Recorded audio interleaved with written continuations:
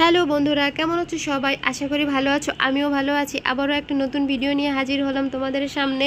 তো বন্ধুরা, আজকে আমি পাকোড়া বানালাম, তাই তোমাদের সাথে শেয়ার করলাম। ঘরে থাকা মুসুর ডাল, আলু, পেঁয়াজ, ধনেপাতা দিয়ে বানালাম ডালের পাকোড়া। এভাবে তোমরাও বানিয়ে নিতে পারো, বেশি সময় লাগবে না, আর এটা খেতেও কিন্তু অনেক মজা লাগে। তো আমি এইখানে দেখো পেঁয়াজ, আলু সাথে চালের গুঁড়া অ্যাড করছি। আসলে চালের গুঁড়াটা অ্যাড করলে হয় কি বলো তো, এই পাকোড়া, যে কোনো পাকোড়া খুব মুচমুচে হয়। সেটা তুমি যদি হচ্ছে বেগুনি, আলুর চপ, যে কোনো চপের সাথে তুমি এই চালের গুঁড়াটা অ্যাড করবে, দেখবা বলো অনেক ক্রাঞ্চি হবে। আর ক্রাঞ্চি হলে তো জানোই অনেক মজা হয়। তো দেখো বন্ধুরা, অনেক দিন পর আবার একটা মোটামুটি একটা ভিডিও দিলাম। আর এখন থেকে আশা করি প্রায় ভিডিও দিব।